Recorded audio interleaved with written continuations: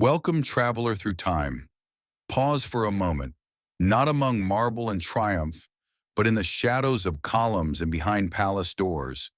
Today you will not hear of generals, emperors, or Roman glory. Today I will tell you of those whose names history forgot, of those who had no voice, yet it was their hands that built the empire. This is a journey through darkness, through pain, sweat, and broken souls. It is the story of the slaves, of men, women, and children whose lives belong to others. Sit down and listen. Many imagine ancient Rome as the pinnacle of civilization, marble forums, written law, philosophy, art, and unimaginable grandeur. But beneath this facade lay another reality, harsh, brutal, and everyday. Slavery was the backbone of the empire, not a side detail, a foundation. At its height, as many as 1 in 3 people in Rome could be a slave, bought, inherited, stolen, or born in chains. They were everywhere in homes, workshops, mines, schools, fields, and arenas. The law treated them as property. They could not marry, inherit, or testify in court. Their bodies belonged to their masters, their thoughts, not always. There was no single type of slave. Some lived in luxury, others never saw daylight. Some dreamed of freedom, others didn't even know the word existed. What you're about to hear is not just history. These are the voices of those who are gone, their lives, their fate, their silent cry. His name is Callistus, a name given to him once he became someone else's property. His real name is long forgotten, even by himself. Taken as a child, sold at the market in Capua, his life from then on was written in another man's ink. Today he lives in a patrician's domus. Marble halls, painted walls, the scent of incense and olives. He wears no chains. He knows no whip. Instead, he wears fine linen and knows when to be silent. Callistus's life is ritual. He wakes before the rooster crows, lights the lamps, prepares the bath, arranges his master's sandals by the household god. He is a shadow moving silently through corridors. He knows his master's taste, how the wine should be slightly diluted, how the figs must be peeled. He knows which compliments are real and which ones are preludes to punishment for a glance too long. He sees but does not look. He hears but never speaks. He has witnessed affairs, overheard conspiracies, burned letters written by trembling hands at dawn. To guess, he is invisible, and yet it is he who decides which doors to open first. Sometimes, when alone, he touches the bronze handles and wonders what it would feel like to open them as a free man. But then the bell rings, and Callistus disappears again into silence. But not all slaves touch marble. Not all wore linen tunics or heard the voices of their masters. Beyond the city, far from the scent of kitchens and the coolness of atriums, there was another world, a world of darkness where silence had no place. Only groans, screams, and stones crashing onto backs. Where sunlight was a memory and skin became just another tool, others lived. Men whose names no one knew because there was no need to call them. Their life was worth the weight of a block of lead, and their death, cheaper than a new pickaxe. There is no marble here, no statues, no music, no temple silence. Only echoes, echoes of iron striking stone, echoes of groans, echoes of lives slowly vanishing underground. This place is the silver mine of Lorien, but it could just as well be a salt pit in Sicca, a quarry in Etruria, or a tunnel beneath an aqueduct. For a slave, the name doesn't matter, only the depth and the length of the chain. They call him Tiro, but the name means nothing. He is a number. He is the one with the hammer, the one still breathing, the one you can wake without the stick. He descended into the mine at 19, tall, strong, perfect material. 3 months in, his back looked like tree bark. 6 months, and the light in his eyes was gone. The feeling in his hands vanished. The mind knows no day or night. It is damp, rancid, choking. The earth breathes sulfur.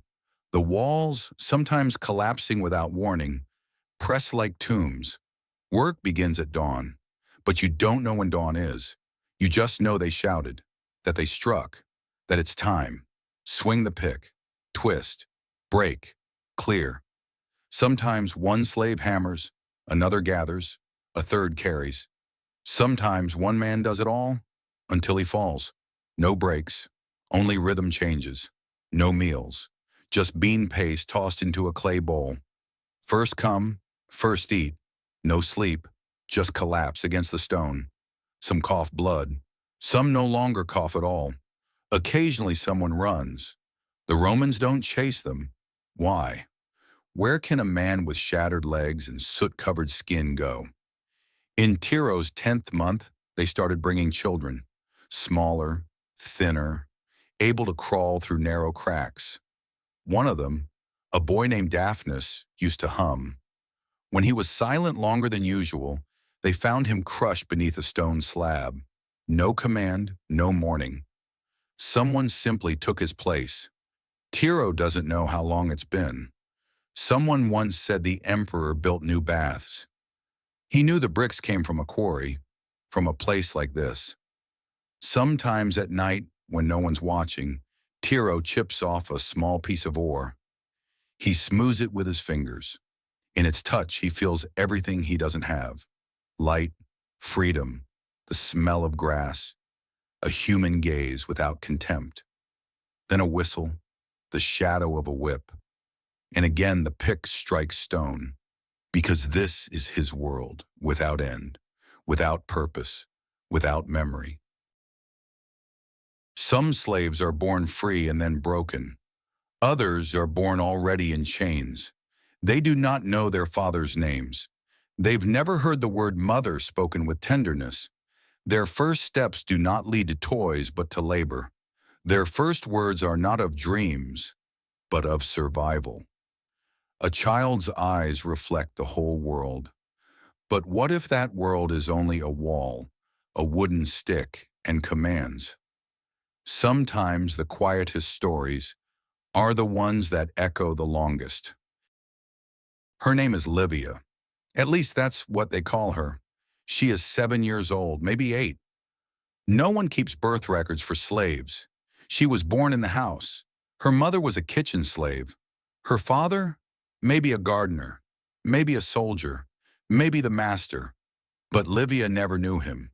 She was taken from her mother at 4, too young to remember her face, too old to forget her scent. Now she belongs to Lady Aurelia, a wealthy widow who dislikes noise. Livia is learning to be quiet. She steps lightly like carrying water, keeps her hands behind her back, looks at the floor. Her tasks are simple. Bring the comb. Close the curtain if the sun is too sharp. Silence the dog. Open the door, but don't meet their eyes. Hide yourself when guests arrive. You are only a shadow. She knows not to speak unless spoken to. She knows not to eat anything that falls, unless no one sees. She knows punishment is best taken without tears. Tears annoy Lady Aurelia. Sometimes she watches other children. Roman, clean, running through gardens. She wants to ask, why can they laugh? Why don't they scrub chamber pots? Why aren't they afraid of footsteps in the hall? But she doesn't ask, because slave children quickly learn that questions are dangerous.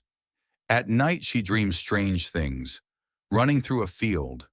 The earth is soft, the air is sweet. Someone calls her by name, not girl, not little one, but Livia. And in that voice, there is no command, only love. But then she wakes, in the corner, on straw, and knows that dreams are something one must earn. Livia is 7, maybe 8. In 2 years, she'll learn to weave. In 5, perhaps she'll be sold. In 10, she may bear a child who will never belong to her. And so the wheel will turn. Like the door to the chamber, she must dust again, before her mistress rises. Some slaves are taught to disappear, into shadows, into corners, into silence. Others are forced to be seen, visible, fierce, dangerous, as if they hold power. But it's only an illusion. The gladiator does not choose his armor. He does not choose his opponent. He does not even choose when he dies. The crowd screams his name, but it is not the name he was born with. They call him Draken, a name chosen for effect. It's not his, never was. He was a shepherd, lived in Thrace where the rivers ran clear, and death came slowly with age, not suddenly with iron. One night soldiers came, the village burned, his family vanished, and he, chained, sold, carried by ship to Neapolis, ended up in the ludus, the gladiator school.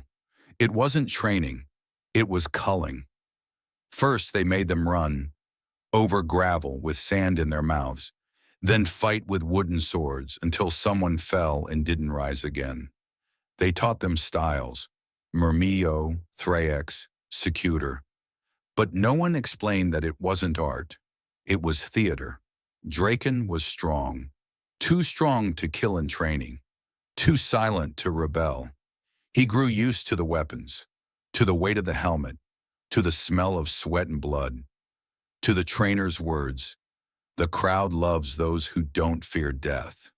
His first fight, the opponent was just as terrified. A swing, a block, bent knee, scream, silence, blood. He doesn't remember who won, only that they made him kneel and look up at the stands. The emperor didn't watch, but the crowd cheered. Over time, he stopped thinking. Each day the same. Fight, eat, sleep. Sometimes new faces arrived, young, with hope in their eyes. Then the hope vanished. Then they did. There were moments of glory. Girls from the city threw flowers. Merchants offered wine and meat. And at night, the screams of others trapped in dreams. Draken had one rule: never grow attached, because anyone who became close eventually fell, sometimes by his own hand. In his 5th year, he was given a gladius with an engraving, Victor, but it was just a word. He never asked about freedom, because in Rome, freedom is a coin, tossed onto sand when the crowd is in a good mood. Today, he fights less. He is older. Scars no longer let him run fast. But the trainer still says, "The crowd knows you." One more time. Draken steps into the arena. The light blinds, the sand burns. The helmet weighs heavy. Across from him stands someone young, terrified, just like he once was. And for a split second, he wonders what would happen if he simply dropped the sword. But the crowd is already screaming, and Draken knows the show must go on. Not every slave stays silent. Not everyone accepts fate without a fight.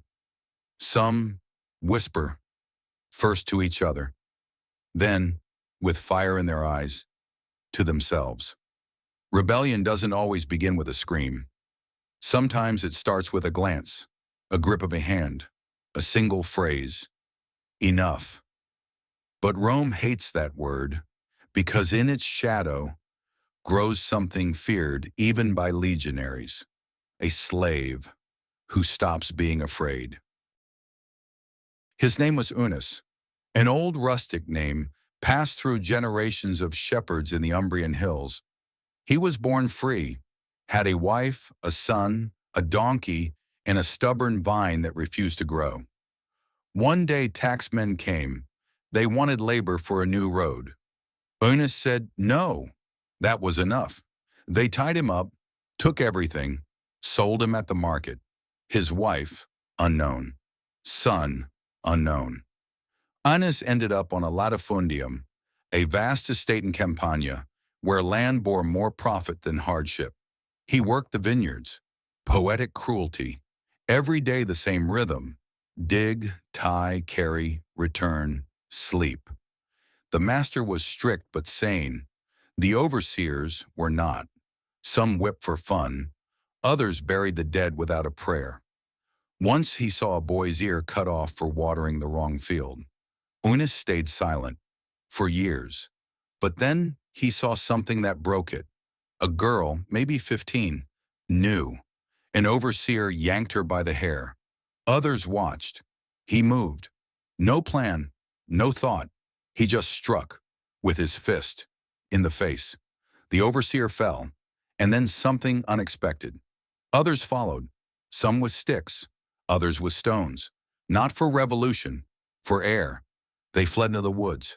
For 3 days they hid in shrubs, ate roots, drank rain. They whispered of Spartacus, as if he were a spirit, as if their actions mattered. On the 4th day, soldiers came. There was no battle, not even shouting. They took them one by one. Those who resisted died where they stood. Unis didn't fight. He watched them beat him, bind him, march him back. The sentence was clear. Example. They stripped him in the field, tied him to a post, no sword. They wanted it to last. Every slave on the estate was made to look. No one spoke, but in some eyes, a flicker, not of pride, not of honor, a seed, small, dry, but alive. After 3 days, his body no longer moved, but the name Enos lingered in the whispers, not as a savior, but as the first to say, enough. That's all of them, the ones we met, and the thousands we never will. The household servant who knew secrets, the miner who knew only darkness, the child who never knew play, the warrior who never chose his weapon, and the one who dared to say no. Each of them was a slave, but each was also a human being.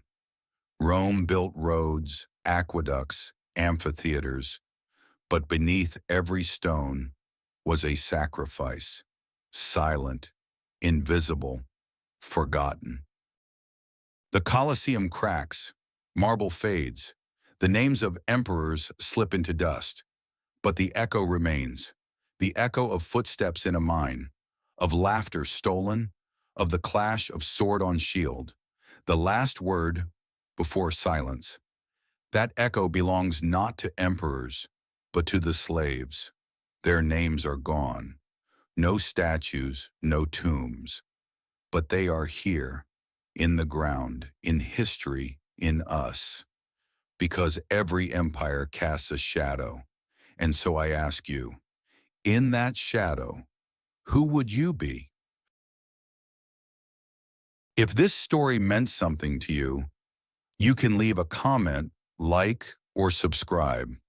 It helps me share more stories like this one.